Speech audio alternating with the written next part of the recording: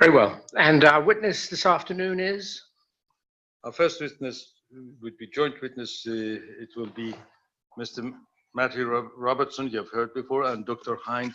They have produced a substantial report which has been provided to the tribunal, and they will be giving evidence on that. For the tribunal information, the statement appears at pages 203 onwards. It's a 95-page report. At the request of the tribunal, we approached an independent statistician to provide confirmation for the mathematical work carried out by Mr. Robertson and his colleagues. The report of Professor Sir David Spieghalter appears at page 299 as well. So he has produced, this report was produced at the request of the tribunal. Is Dr. Spieghalter going to be able to give evidence or not? He hasn't had time to appear before you, sir, but he will be happy to comment further in writing if any more information is needed from him. And we only asked him yesterday. It was our shortcoming as a tribunal. We provided him with further documents, and he would like to see more reports that is behind those, and we will discuss these documents with our witness. Right. We'll report back to you. Let's see Mr. Robertson and Dr. Hinde.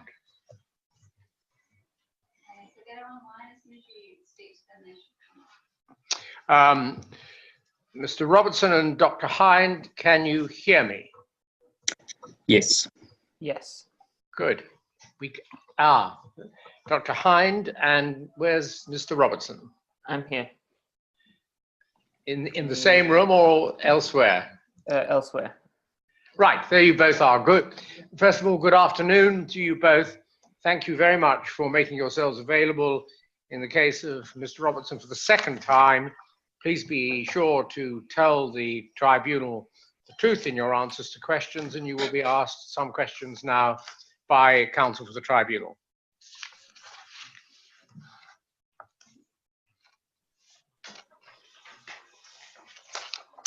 Thank you. Good morning, Mr. Robertson, Dr. Hinde. You have produced a report on the title of Analysis of Official Deceased Organ Donation Data Cast Doubts on Credibility of China's Organ Transplant Reform, which has been provided to the tribunal. This is a report by the two of you plus Dr. Jacob Lavie, who had given evidence to this tribunal before. Can you briefly inform the tribunal the basis of your argument for challenging the data that is provided by the Chinese official authorities and the Red Cross? I might as well summarize this, right? So our paper, it's the first study of all of China's official voluntary deceased donor transplant data.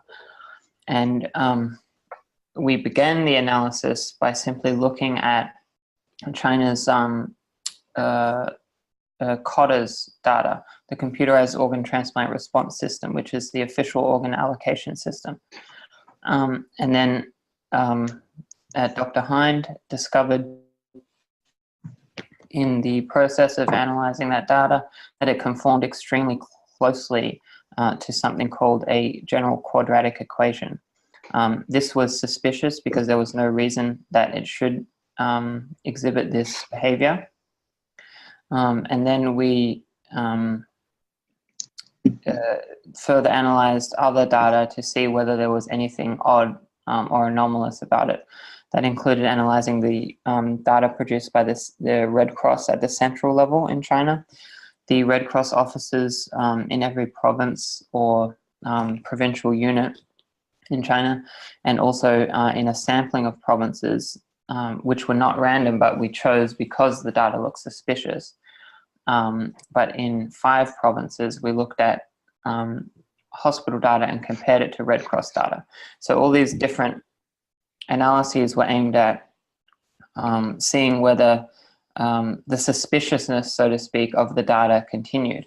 And when we looked at all those other data sets, we also found many anomalies that are very difficult, if not impossible, to explain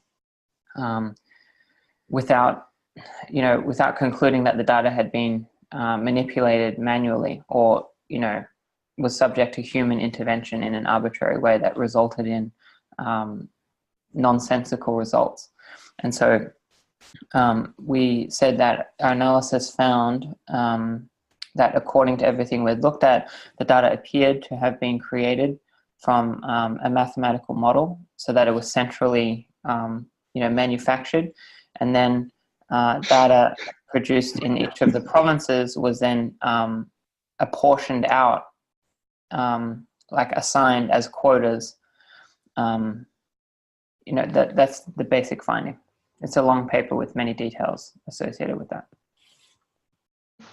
Mr. Robertson, if you look at page 18 of your report, it's page 220 of the document before you, sir. These are the figures that had been obtained from the China organ transplant response system, COTRS. It shows the number of donors, deceased donors from 2010 to 2016, together with the number of transplants that had been carried out from these donors. Is that right? Yes, I can't find page 18 right now because I'm looking at it on a phone, but yes, we include that data in the report. Yes, it's... I have it now. Yeah. Okay. And then on the opposite page, you show this in a curve, which shows the donors in black color and the kidneys and livers transplants that has been obtained from these donors. Mm-hmm. If I understand your theory, is that because these figures produce a smooth curve, which can be defined by a mathematical formula, therefore these cannot be random figures that would have been produced in a normal society with the normal body of donors and transplants activities. Is that a fair summary of your theory? Almost, but it's a bit more subtle than that. Ray, do you want to explain the intricacy of why we don't conclude directly from there that the data is falsified? Yeah, what we're saying is not that it can't happen, but that it would be unexpected to happen at such a smooth rate as that, because we're talking about the infrastructure of a large sector that we would expect to grow more in fits and starts rather than conforming to such a smooth curve. The way I thought of it was that the finding of this super, super smooth curve is kind of like our search warrant for then going and looking at the other data generated by the system. So it doesn't prove that that the data is falsified by itself. It's just highly suspicious and unexpected.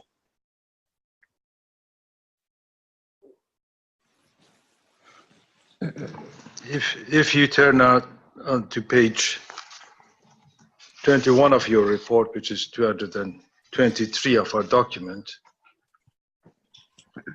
the figures that are here are more or less the same as you had in the previous one, except for year 2017. These figures were provided by Dr. Wang Haibo, who is the director of the COTRS, in July 2018, correct? Yes, correct. And the previous figures were produced by Dr. Huang Jiefo Yes, and both subsequently appeared in official channels. So they were introduced by those officials, but they later appeared, on public fora produced by the party state. Would you or Dr. Hinde be able to explain for people who do not understand quadratic formulas how these figures had been incorporated in your formula, that is y equals ax2 plus bx plus c? But bear in mind that not everybody on the panel and not on this table would understand mathematical formulas. Yes.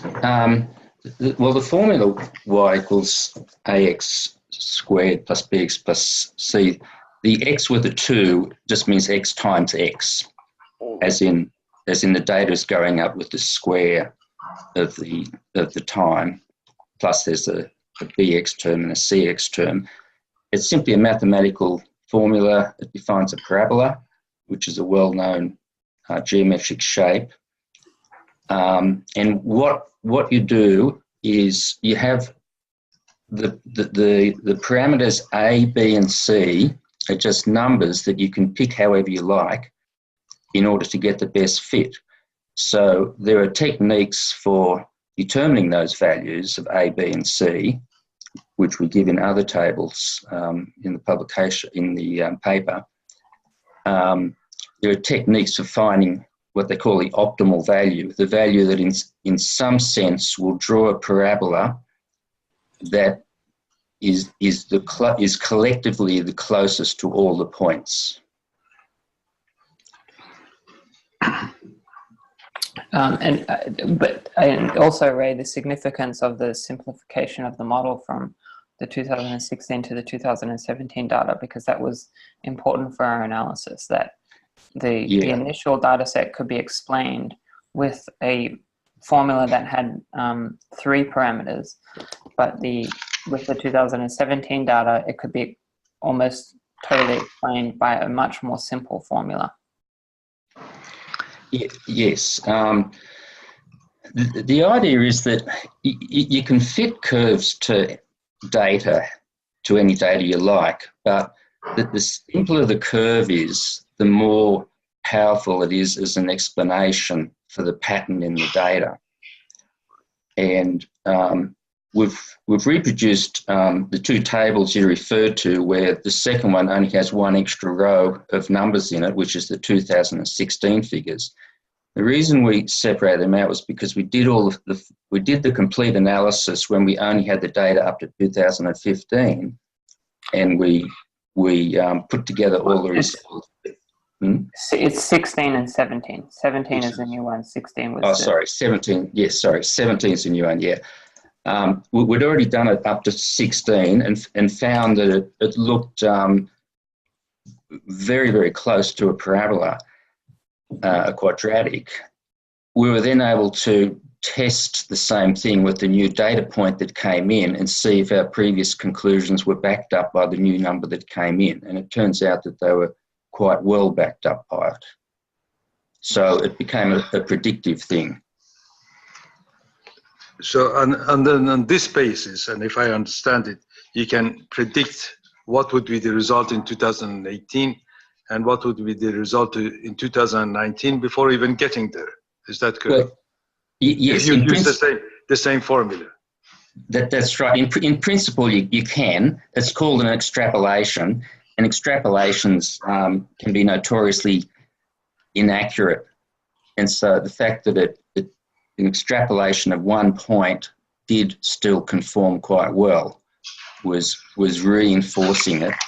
And then secondly, it also showed that we didn't even need the parameters B and C. We could throw them away and just use the parameter A and have a much simpler formula. So it's even a more powerful statement that it closely fits it. However, its predictive power would not be, unlimited, because at a certain point, because it's parabolic, the numbers would just get far too big to be possible. So at some point, they have to deviate from this model. So we're not saying that, and especially now that it's published, we shouldn't expect that the behavior that we identified continues, now that they're aware that people are discussing that the data could have been falsified. And I mean, this will be the last question on the mathematical calculations, but on page 23, you have used the factor of R2 or R squared to adjust this. Can you explain this? And also there is some criticism of that, which I will come to. So which page was that? 23 of your report. 23, the 2017 data value scenario graph. Well, what that was, it's when the general quadratic was fitted to the new, to the addition of the new data point, the parameters B and C both became very small. This is another way of demonstrating that it is that the parameters B and C are no longer needed. The graph here, it shows the difference in the sum of the, it's called the sum of the squares of the errors, which is simply the measure of how far away from the fitted line the points lie. So if the sum of the squares of the error are very small, then it's a very close fit to the line.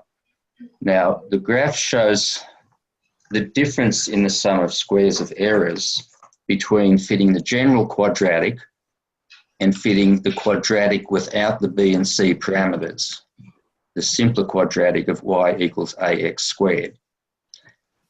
The height of the curve is how much difference in goodness of fit there is between the general and the more specific one parameter.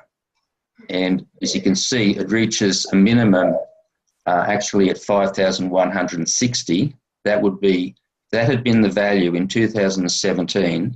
That would have been the absolute best argument, the best possible number to support the statement that we can get rid of two parameters and just fit y equals ax squared. And the actual value of 4,146 is very close to that. In other words, Dr. Hinde, if I'm correct, if the result of applying R squared is 1, then you have a 100% perfect fit. That's right. That's right. The use of this method has been indirectly criticized by our expert, Sir David Spiegelhalter. In paragraph 5 of his report, which is at page 300 of our document, he says it should be noted that R squared would not be the standard measure of agreement with statistical model for such data. He agrees finally with you, but he raises this issue that it's not the standard method. Yes, that's right. It's not the standard method because what we're doing here is not what you normally do when you model data. You normally model data to try and get a handle on how the data behaves. For example, if you graph a person's height against their weight, it will tend to form a fairly straight line, and so you can develop a relationship between two unknown variables, weight and height, and understand the behaviour that's happening. Now, in this case, we're not trying to do that. We're trying to say it unnaturally follows a parabola, a quadratic. A quadratic is a curve that there is no actual physical reason why this data should behave in that way. And furthermore, if it isn't real data, then the random variations in it, the incidental inaccuracies won't follow what you would expect them to do in real life if it was real data. And this is getting a bit technical, but the data which are counts of the number of donors successfully matched in a year follows what they call a Poisson distribution. And the Poisson distribution has well-known properties. And so if you were going to fit a model, you would assume that the inaccuracies from the model would be Poisson in nature. However, right, it means randomness in time of arrivals, right? no, well, in a sense, but it's a randomness in the number of arrivals. Well, if I can take a step back, the data that we're modelling changes from year to year, and that change can logically be broken up into two parts. The first part is the change in infrastructure in the transplant sector, so that you would expect to get, as the infrastructure grows, you would expect to get a higher number of successful donor matches. And the second part of the variability is what you call more random, where it's the occurrence of a death that enables a possible matching. And that occurrence of a possible donor, deceased donor, has just purely random fluctuations in it. And so the part of the variability that has those unpredictable randomness in them, they're the part that are called Poisson. And so if you were fitting a model, normally you would assume Poisson errors. But if you're looking at it from the point of view that the data is not true data, then there is no reason to believe that they would behave like Poisson variables. They would behave in some other way of unknown origin. Thank you. And so, okay. Also, there is another point.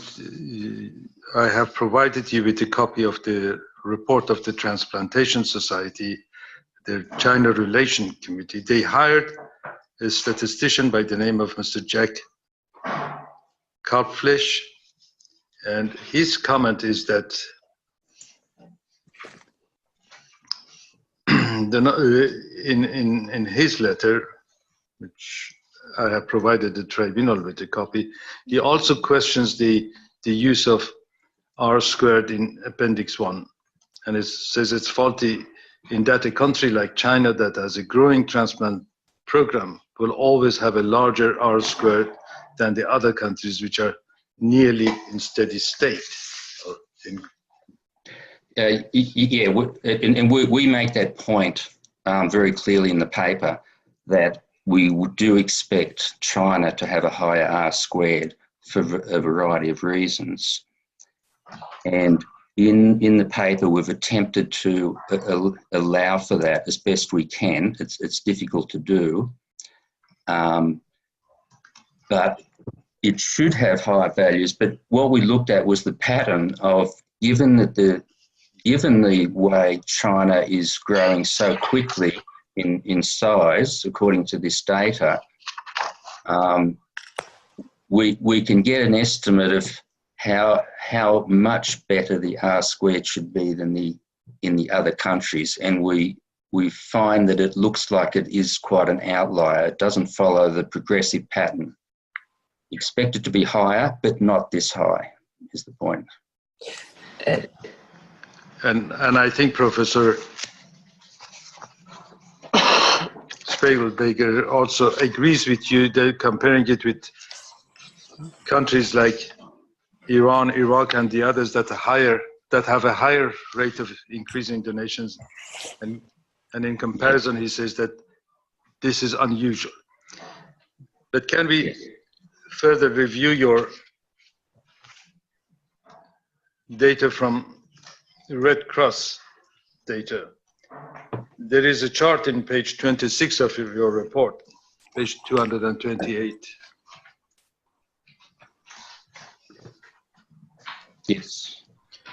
That shows certain abnormality. These are the figures that Red Cross has provided.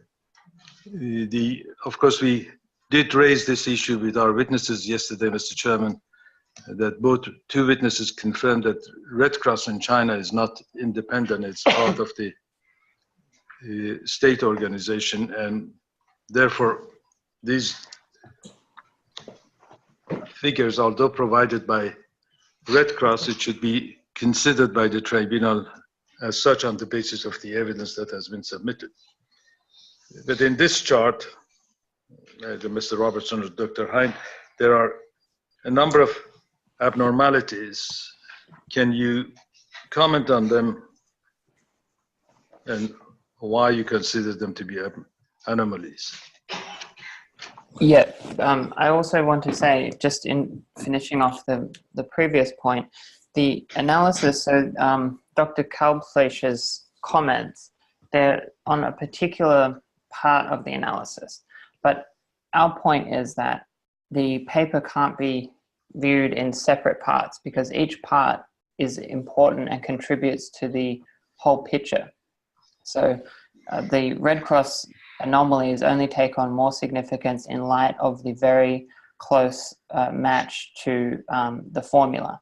And similarly, if we only had one or the other, we may not have had a paper. It's only when you put them all together that it starts to look like a Wizard of Oz kind of operation. The anomalies, so to begin with, I think it's important to note that the only reason that we ended up with this data in the first place is because a researcher accessed the Red Cross website every couple of days and archived the data there. If not for that, there's no data series because the Red Cross website updates every few days or every few weeks or even once a month at random intervals, and all the previous figures are just wiped out. So they just put up a new number and they don't provide any historical series. So to begin with, there's this huge lack of transparency. Just a moment. So all the figures on Red Cross are cumulative figures, not showing the trend of the past. Is that what you're saying? Yes. And so the only Mr. reason we Scully, have the past trend is because we saved it. Can I just ask one question, given that there may be very limited understanding of mathematics, statistics, and also people don't have the graphs before them? Can I get you to ask, what is the underlying human assumption if these figures are said to be false? And is the underlying assumption that those producing false figures were making them according to a formula, or is the underlying assumption that they were making them in some untrue way and the formulaic parabola that nearly matches the figures in some other way shows that it's false? I don't think we quite understand. I think and Mr. Robertson will correct me if I'm wrong, that the idea is that because the donor system was a new system that was established from 2010, in order for it to ramp up to a figure, to a level that justifies the present day transplant numbers, then it had to go on a progressive curve to get to a level that is justifiable today. Is that correct, Mr. Robertson? Yes, essentially. I understand Sir Geoffrey to be asking basically, all right, you guys are saying that the data conforms almost exactly to a mathematical model and that basically they cooked the books and they made up this data. And, why on earth would they use a formula to do so? Or, are you saying that they used a formula in the first place? I understand. Is that your question, Sir Geoffrey, essentially? In any case, I understand that to be the question. We thought about this and discussed it a great deal because we're essentially trying to reverse engineer the process of creating the data, or what we think was their process of creating the data. And I asked Dr. Hinde, why might they use this rather than, because you would think it's quite non-intuitive, and that's kind of the power of the finding, that you would never expect that a high school equation would be used to create this data. And why wouldn't they just kind of draw a nice curve just by hand that, it goes up, and then just randomly pick numbers that, they're growing fast, but they're not going to exhibit such a close relationship to any formula because they're just sort of randomly picked, and you'd get kind of the same result. So Ray, you want to respond? You mentioned that, if you have a model, then you can give the numbers out to the system. So yeah. And specifically to answer the question, yes, the implication is that they began with the model and then they continued to use that model to create the data, but they added in some errors, so it wouldn't be perfectly smooth. And that's how it happened. Now, if they're going to coordinate information coming out from different sources, then that would be an explanation of why they might use a formula. For example, the coders the data which we fitted the y equals ax squared to, the red cross data, however, which pretty much matches it, is given at random points in time. And so to know roughly where those points should be in order that the total for that year follows the y equals ax squared pattern, you would have to have some guidelines for all the bits of data that they might, when they update their website every week or 2 weeks or however often. Because they've got the formula, then you can actually derive the formula for the cumulative graph, and you've got a baseline for how the numbers should behave if they're going to match the coder's annual totals. More generally, the Chinese authorities at this point have so many balls in the air. They have, the actual number of transplants taking place, which is a total state secret. They have the number of actual deceased voluntary, legitimate transplants taking place. Then they also have what we believe are the fake numbers. And I mean, it's hard to keep track of everything, I suppose. And so they've probably got multiple data sets, and they may not even have the actual real numbers. But at least having a model allows some internal consistency within the system. That's what we theorize. Of course, we don't know. We haven't seen the underlying data, or we haven't had admissions from the people who we think created this. Examining, Mr. Robertson, the anomalies in the chart that is at page 26 of your report. It's called the figure 4. And you were explaining these anomalies that if I pick up the result that is reflected at page 29, for instance, it shows that in a period of 10 days, 30 donors passed away or became deceased. And as a result of that, they managed to get 640 organs from these donors, which equates to 21 and 1/3 per each donor. Is that a possible result, that each donor would give 21 organs? No, that's not possible. And the average in general remained constant at 2.75. Yes, so the point with these anomalies is that an anomaly in the data, it just means something that doesn't make any sense. And so we observed that these 4 anomalies took place at a point when the cumulative data had deviated from a relationship of organs per donor of 2.75. And then an anomaly in the data appeared, and that relationship was corrected or resumed. And so this is a highly suspicious pattern, because there's no particular, that the number of organs per donor should fluctuate. And the fact that a very an anomalous appearance in the data coincided with the correction of that ratio again suggests that there's, some directive that this be maintained, and that, people just, manually manipulate the data to enforce a certain predetermined outcome. That's what it's suggestive of, we argue. And finally, Mr. Robertson, would you assist the tribunal with your comments, which are appearing at page 33, 235 of our document? This shows the registration of the donors, starting more or less from 0 and ramping up to quite a substantial number. But there are some anomalies here as well. Can you explain what happens at the end of 2015 and at the end of 2016? Yes, so first of all, what this measures are the number of people who have, or the number of claimed people who have said that, if I become eligible to donate my organs, I'm willing to do so upon death. And so they're voluntary, registered volunteers. And so this, in the United States, you put this on your driver's license. That's the data that it is.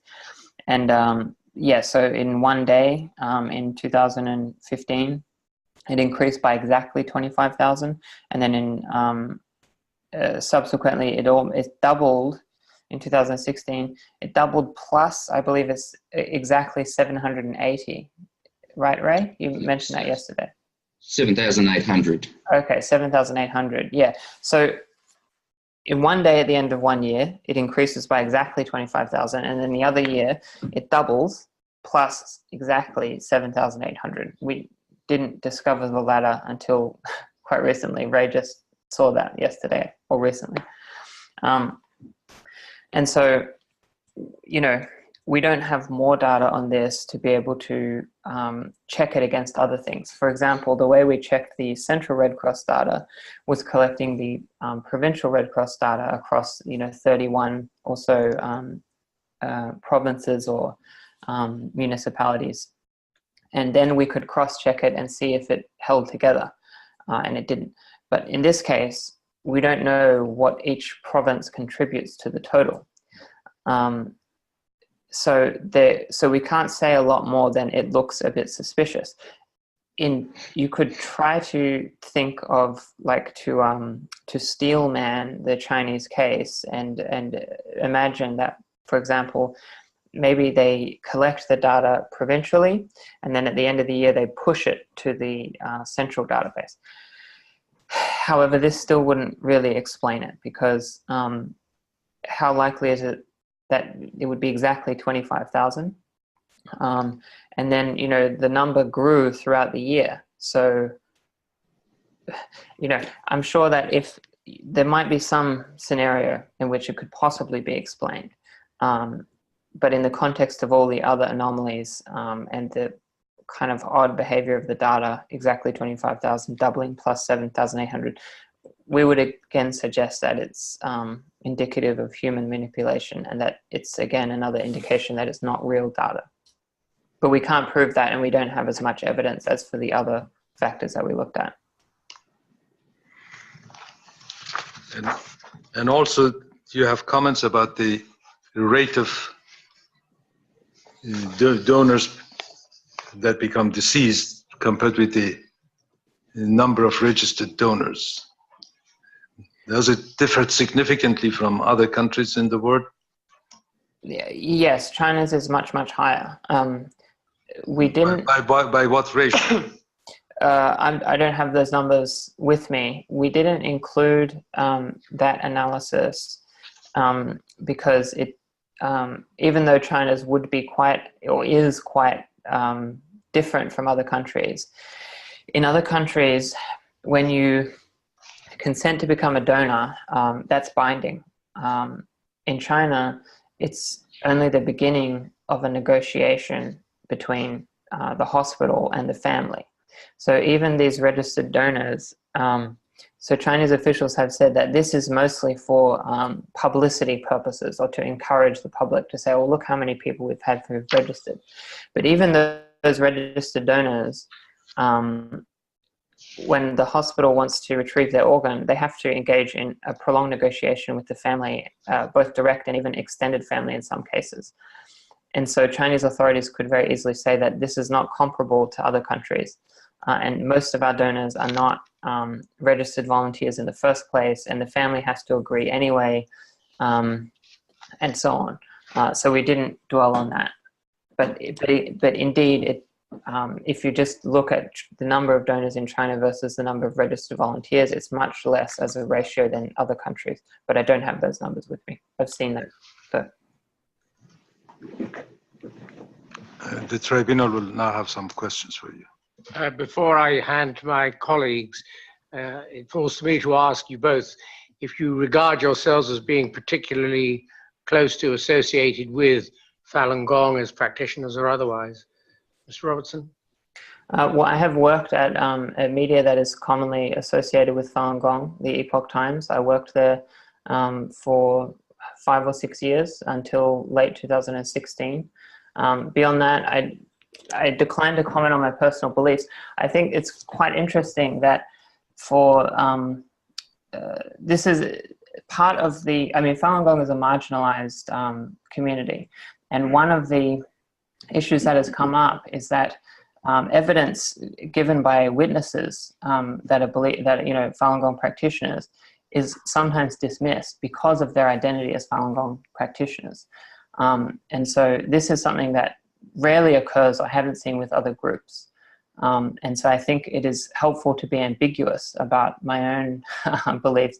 Because Very well, that's fine. That's your answer. Dr. Hinde?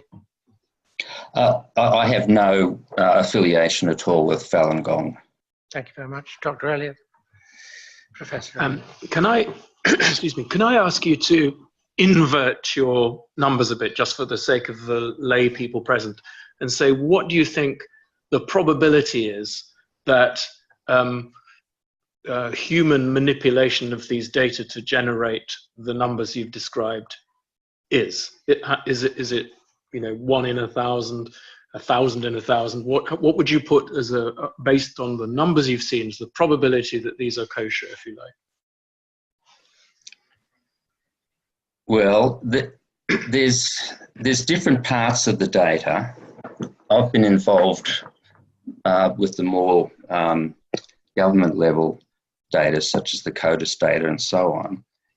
And I've sort of thought long and hard on it. You can't make a conclusion one way or the other. You actually can't. When I look at, say, the way the data follows a quadratic with one parameter, it's just worrying. It's difficult to really say, okay, well, that's just happened, and forget about it. But that particular data, I would say, has its power in the sense of being something that suggests something is going on that might then combine with other information. And in fact, it's only because of all the other information that comes in that something such as the adherence to a parabola really gets any traction anyway, because it's all part of the big picture. So I see it as sort of strong supportive evidence, but not conclusive for the data at that level. Mr. Sebi pushed you a little bit earlier on to say whether or not this matched the pattern of transplantation in other countries or in other centres, or whether that quadratic equation could be seen in growth in other transplant communities. Could you expand on that a little bit? Because I think it really, we need to understand fully by what extent China is an outlier in relation to other communities in the same era. It's an outlier in a few ways. It's presumably got a rapidly expanding infrastructure, so that it will be increasing for that reason. I presume a lot of the physical infrastructure is already there, and it's the more abstract infrastructure, such as establishing the database of donors and the communication levels to connect them and so on. So the way it's growing is quite different. It's growing super rapidly with part of the infrastructure already there. It's also starting from very small and going to very large. And so, for example, it's quite reasonable that it's going to increase with a general curve that is flat, but then starts getting steeper at a ever faster rate for a while until it eventually levels off, as it has to level off. So to really control for all of those, well, I guess another thing is they're coming in as a country with a large sector at a point where a lot of the technology, and I have no medical background, but presumably a lot of the technology has been developed and is standard in certain situations, and then they're tapping into that. And so that also makes it unique, that there's not such a developmental stage involved. They just have to learn the techniques that are there. So it's actually quite a complex picture, and there's no country that really matches all of those things. And if it is going to start off flat and then start increasing very quickly, that will always be vaguely like a parabola. It'll be vaguely like any increasing mathematical function. But it just goes so closely to the to the quadratic, and for example, it doesn't fit an exponential growth as well. It's a much poorer fit. Thank you, that's very clear. I think this question for Mr. Robertson is going back to the discussion about this curve, this growth in transplantation, excuse me, reaching a level associated with the existing, apparently large volume of transplantation going on in China, which could not be explained without donors coming from a different process than the one described here as voluntary organ donation system. Could you expand on that? In other words, does that match your calculations? Do they match some predicted volume that you observed in other data sets coming from other places? Was that clear? I didn't express it very well. Well, sort of. I mean, it's possible that someone said, look, we need 10,000 donors by a certain year. And then someone underneath came up with this model as a way of reaching there, within the allotted time. So that's one possibility. But if we weren't claiming that the numbers were, so given that we're claiming that the numbers have been manufactured, I don't think it bears any relation to the actual transplant volume that is happening. If I were to be, speculating, it offers a useful explanation for the continued transplant activity that's happening, but it doesn't, I don't see that there has to be any correspondence between the numbers. But I want to go back to your first question about essentially, can we quantify the uncertainty over, whether this data would have been fake? And we couldn't, because there is no natural model for the growth of a transplant system. If you have a coin that you flip, you know the probability that it's a biased coin after a bunch of trials, because you know that it should be 50-50. But you don't know the growth curve of what a transplant system should be. So you can't say what is the probability that this was arrived at by chance. Because if it was 1 in a billion, then you'd say, well, there's a 1 in a billion probability, so it's probably, falsified. So the way I think of it is that the explanation that we have of, a Wizard of Oz style data falsification arrangement is simply, it's the explanation, or it appears to be the only explanation that accounts for the data being in the form that it is, and that the official explanation doesn't account for that, and there's no other plausible way of accounting for the data being as it is. What it would mean if the data was real would mean that they had opened organ procurement organizations, they had trained transplant coordinators, and that they had gained consent from donors, all at a rate that added up to exactly or almost exactly a quadratic equation, which, I mean, is a very far-fetched scenario. So we haven't even attempted to ascertain whether that's the case, because it would mean, you know, that they needed 2 OPOs in the first year and then, you know, 5 in the second. And then according to what I've seen, that's definitely not the case, although we haven't tried to actually quantify that, because it is so far-fetched that all these factors could happen to match this very peculiar arbitrary mathematical model. Thank you.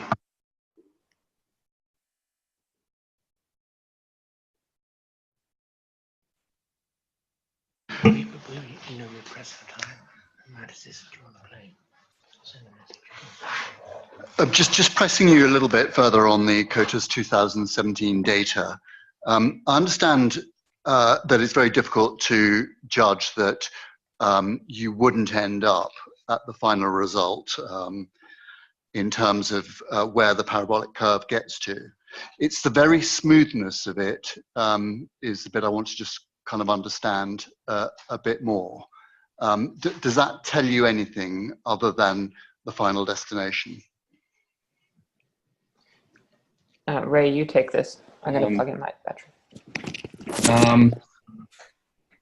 Well, the model we've fitted doesn't tell us the final destination. I said before, in principle, you can extrapolate, but the point is going to come when that just goes wildly different, because you can't keep doing that. So we haven't made predictions of where it is going to go next. We've just observed it. Does that answer the question or not? I think so, yeah. Thank you. Okay.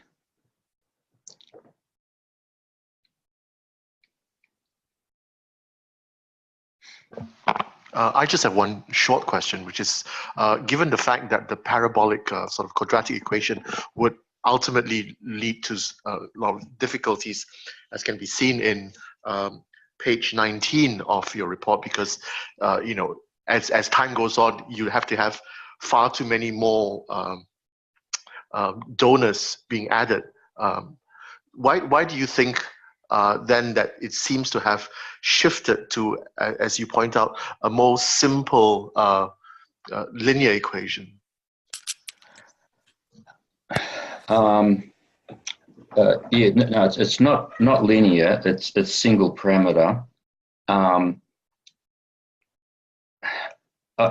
Well, the only conclusion I could draw is that as we got an extra piece of data, we had more information on what the underlying curve is doing. But I can't give reasons why it would be parabolic. Well, the issue is that's probably what they used in the first place. They might have used not a general quadratic, but a 1-parameter quadratic, and then added random variation. And then in the first test, it happened to most closely match a general quadratic with those parameters. But when we got more data, it appeared to more closely follow a simpler model. That's indicative that a simpler model was probably used in the first instance. Yes. We could go ahead and retrospectively fit a single parameter model to the earlier data. It just wasn't clear before. Gentlemen, thank you both very much. We've taken your evidence comparatively swiftly, not least because we've got very detailed reports, but also because we have pressures of time. Can I ask you if, in the event that members of the tribunal have further questions that they put to you in writing, you'd be willing to respond if they have such questions? Yes. Gladly. In which case, thank you very much for making yourself available today. Your evidence is now concluded. Thank you. Thank you. Mr. Chairman,